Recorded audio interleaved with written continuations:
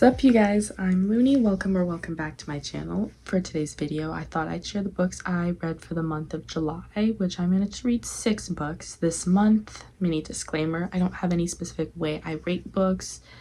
I like what I like, and there's that. So the first book I read for this month is The God of the Woods, and this story is centered around this camp that is owned by this very rich and wealthy family a little outside of New York City.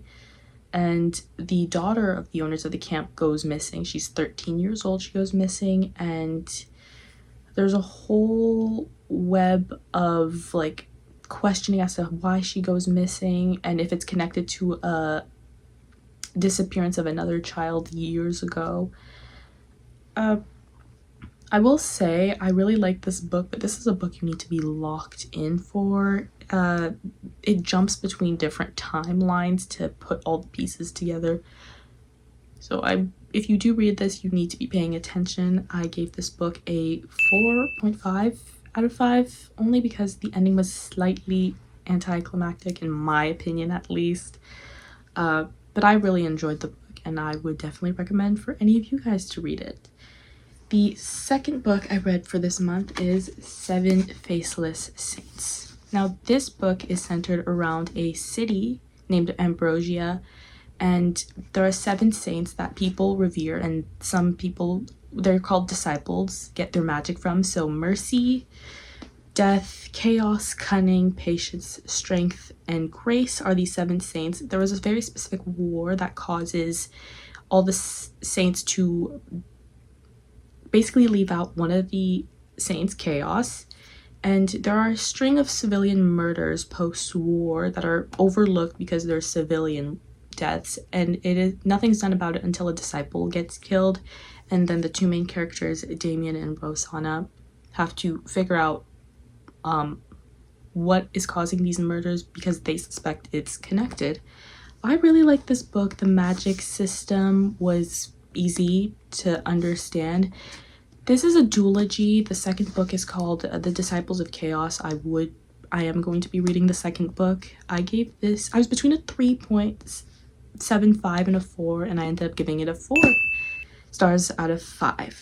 Third book I read was Murder at Hambleton Hall, which is the 10th book in the Cleo Fox series.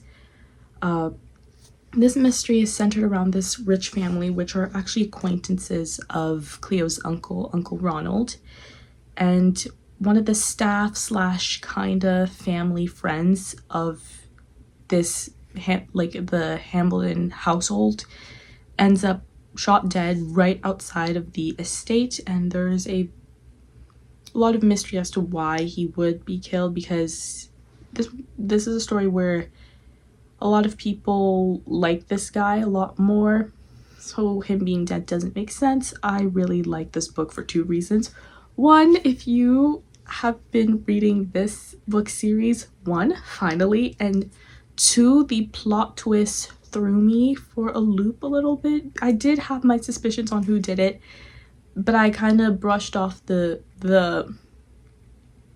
suspicions I had about the person who committed the crime. Really like this book. I gave this a 4.75 out of 5. The fourth book I read this month is A Clergyman's Daughter. So this book is centered around a young 28-year-old Dorothy who is the daughter of a church guy, and she lives a very plain and ordinary life.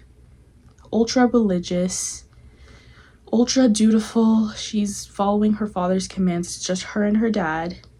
And where things change is she ends up disappearing from the city she's living in and ends up waking up in London, and she completely forgot who she is, like amnesia. She doesn't remember who she is, where she's from, and she lives a very complicated and very different life than the one she had experienced for the last 28 years.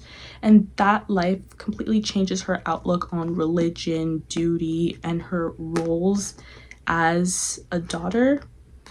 And I really like this book. If I were to do like a book wrap for the end of this year, I would put this in like my underrated favorite books of the year. I gave this a 4.5 out of 5. I learned a lot about this book. This was another book that I ended up purchasing, if you remember from my book haul, that this was a 1920s, 1930s Great Depression London story. Really enjoyed it. And yeah, the 5th book I read for the month was Like You Got Nothing Left to Prove, which is the second book after Like Real People Do, which continues following the relationship between Alexander Price, the NHL hockey player, and Elijah.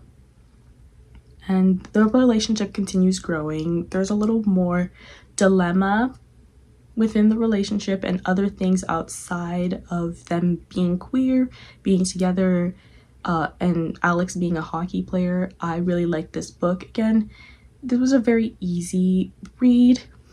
I do like stories that center conflict without losing the wholesomeness of the story. I really like this book. I gave it a 4.95 out of 5 stars. And I will be reading the 3rd book, which is centered on a different relationship. And then the last book of the month is 21 Days by Anne Perry, which is following a recently grad lawyer named Daniel Pitt, who is assigned to this murder case where this guy killed his wife, allegedly, and he has 21 days to prove that this guy hasn't, because everyone around him feels like he hasn't committed this crime. And it's crazy. Like, there's 2 things: proving that, finding the evidence. There's 2 things about this case: proving and finding evidence that the guy did not commit this crime, and 2, proving that he is not a nepo baby, because he is the son of the head special branch police section in London. Really liked this book. This was actually a reread. I remember reading this book 2 years ago, and I ended up completely forgetting about it. I stopped midway, like an accidental DNF. I recently reread the book again, and I really liked it. I gave it a 4 stars out of 5. Thank you guys so much for watching my video, and I'll see you in the next one. Let me know down below what books you see. See you in the next one. Bye now.